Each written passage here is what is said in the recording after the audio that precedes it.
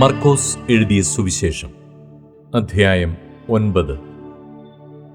പിന്നെ അവൻ അവരോട്, ദൈവരാജ്യം ശക്തിയോടെ വരുന്നത് കാണുവോളം മരണം ആസ്വദിക്കാത്തവർ ചിലർ ഈ നിൽക്കുന്നവരിലുണ്ട് എന്ന് ഞാൻ സത്യമായിട്ട് നിങ്ങളോട് പറയുന്നു എന്ന് പറഞ്ഞു. 6 ദിവസം കഴിഞ്ഞ ശേഷം യേശു പത്രോസിനെയും യാക്കോബിനെയും യോഹന്നാനെയും കൂട്ടി ഒരു ഉയർന്ന മലയിലേക്ക് തനിച്ചു കൊണ്ടുപോയി അവരുടെ മുമ്പാകെ രൂപാന്തരപ്പെട്ടു. ഭൂമിയിൽ ഒരു അലക്കുകാരനും വെളുപ്പിപ്പാൻ കഴിയാതെ വണ്ണം അവന്റെ വസ്ത്രം അത്യന്തം വെളുപ്പായി തിളങ്ങി. അപ്പോൾ ഏലിയാവും മോശയും അവർക്ക് പ്രത്യക്ഷമായി യേശുവിനോട് സംഭാഷിച്ചു കൊണ്ടിരുന്നു. പത്രോസ് യേശുവിനോട്, റബ്ബി, നാം ഇവിടെ ഇരിക്കുന്നത് നല്ലത്. ഞങ്ങൾ 3 കുടിലുണ്ടാക്കട്ടെ, ഒന്ന് നിനക്കും, ഒന്ന് മോശയ്ക്കും, ഒന്ന് ഏലിയാവിനുമെന്ന് പറഞ്ഞു. താൻ എന്തു പറയേണ്ടുവെന്ന് അവൻ അറിഞ്ഞില്ല. അവർ ഭയപരവശരായിരുന്നു. പിന്നെ ഒരു മേഘം വന്ന് അവരുടെ മേൽ നിഴലിട്ടു. ഇവൻ എൻ്റെ പ്രിയപുത്രൻ, ഇവന് ചെവി കൊടുപ്പിൻ എന്ന് മേഘത്തിൽ നിന്ന് ഒരു ശബ്ദവുമുണ്ടായി. പെട്ടെന്ന് അവർ ചുറ്റും നോക്കിയാറെ തങ്ങളോടുകൂടെ യേശുവിനെ മാത്രമല്ലാതെ ആരെയും കണ്ടില്ല. അവർ മലയിൽ നിന്ന് ഇറങ്ങുമ്പോൾ, മനുഷ്യപുത്രൻ മരിച്ചവരിൽ നിന്ന് എഴുന്നേറ്റിട്ടല്ലാതെ ഈ കണ്ടത് ആരോടും അറിയിക്കരുത് എന്ന് അവൻ അവരോട് കൽപ്പിച്ചു. മരിച്ചവരിൽ നിന്ന് എഴുന്നേൽക്ക എന്നുള്ളത് എന്ത് എന്ന് തമ്മിൽ തർക്കിച്ചും കൊണ്ട് അവർ ആ വാക്ക് ഉള്ളിൽ സംഗ്രഹിച്ചു. ഏലിയാവ് മുമ്പേ വരേണ്ടത് എന്ന് ശാസ്ത്രിമാർ വാദിക്കുന്നത് എന്ത് എന്ന് അവർ ചോദിച്ചു. അതിന് യേശു, ഏലിയാവ് മുമ്പേ വന്നു സകലവും യഥാസ്ഥാനത്താക്കുന്നു സത്യം. എന്നാൽ മനുഷ്യപുത്രനെക്കുറിച്ച് അവൻ വളരെ കഷ്ടപ്പെടുകയും ധിക്കരിക്കപ്പെടുകയും ചെയ്യേണ്ടി വരുമെന്ന് എഴുതിയിരിക്കുന്നത് എങ്ങനെ?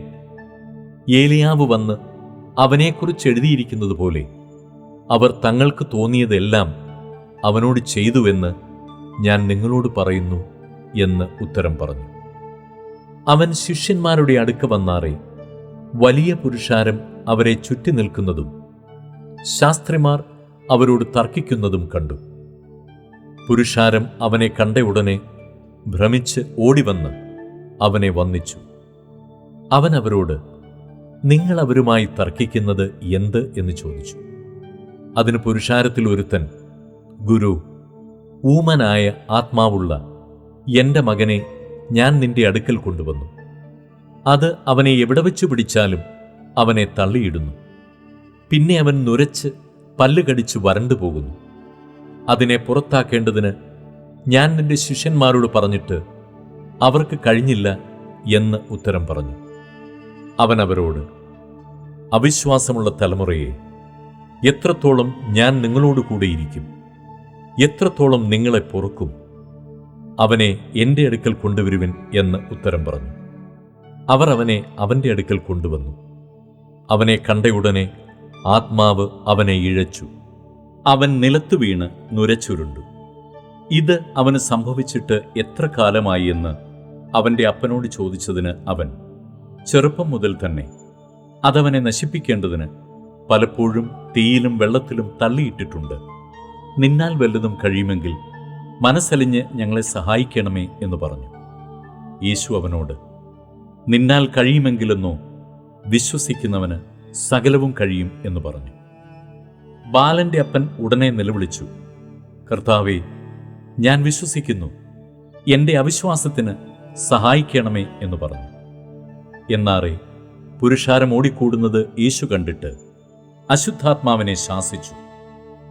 ഊമനും ചെകിടനുമായ ആത്മാവേ, ഇവനെ വിട്ടുപോ, ഇനി അവനിൽ കടക്കരുത് എന്ന് ഞാൻ നിന്നോട് കൽപ്പിക്കുന്നു എന്ന് പറഞ്ഞു.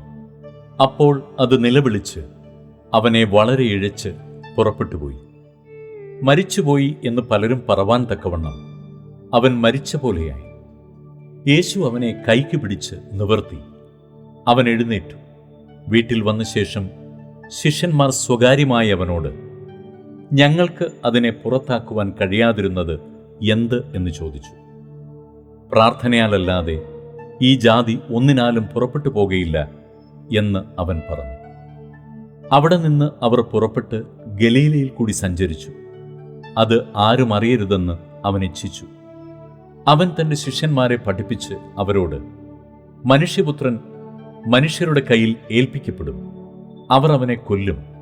കൊന്നിട്ട് 3 നാൾ കഴിഞ്ഞ ശേഷം അവൻ ഉയർത്തെഴുന്നേൽക്കും എന്ന് പറഞ്ഞു. ആ വാക്ക് അവർ ഗ്രഹിച്ചില്ല. അവനോട് ചോദിപ്പാനോ ഭയപ്പെട്ടു. അവൻ കഫർന്നഹൂമിൽ വന്ന് വീട്ടിൽ ഇരിക്കുമ്പോൾ, നിങ്ങൾ വഴിയിൽ വെച്ച് തമ്മിൽ വാദിച്ചത് എന്ത് എന്ന് അവരോട് ചോദിച്ചു. അവരോ തങ്ങളുടെ ഇടയിൽ വലിയവൻ ആർ എന്ന് വഴിയിൽ വെച്ച് വാദിച്ചതുകൊണ്ട് മിണ്ടാതിരുന്നു.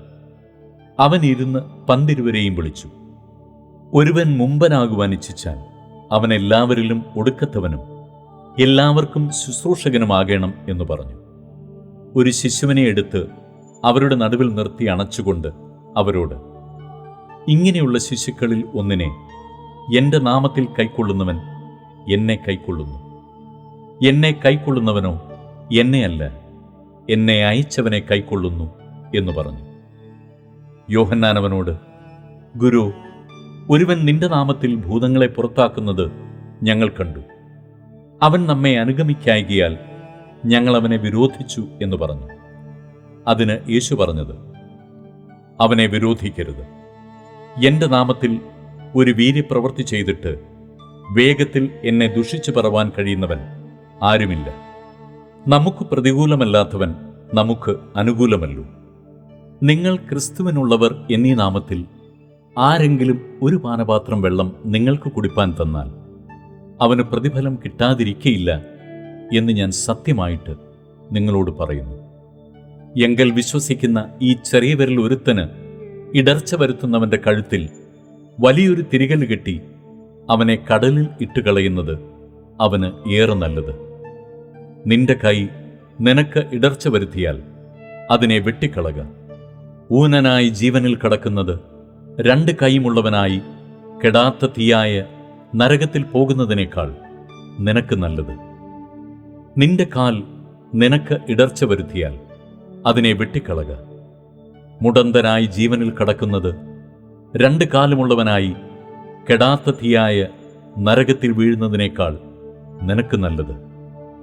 നിന്റെ കണ്ണ് നിനക്ക് ഇടർച്ച വരുത്തിയാൽ അതിനെ ചൂന്നുകളക. ഒറ്റക്കണ്ണനായി ദൈവരാജ്യത്തിൽ കടക്കുന്നത് 2 കണ്ണുള്ളവനായി അഗ്നിനരകത്തിൽ വീഴുന്നതിനേക്കാൾ നിനക്ക് നല്ലത്. അവിടെ അവരുടെ പുഴു ചാകുന്നില്ല, തീ കെടുന്നതുമില്ല. എല്ലാവനും തീ കൊണ്ട് ഉപ്പിടും. ഉപ്പ് നല്ലത് തന്നെ. ഉപ്പ് കാരമില്ലാതെ പോയാലോ എന്തൊന്നിനാൽ അതിന് രസം വരുത്തും. നിങ്ങളിൽ തന്നെ ഉപ്പുള്ളവരും അന്യോന്യം സമാധാനമുള്ളവരും ആയിരിപ്പിൻ.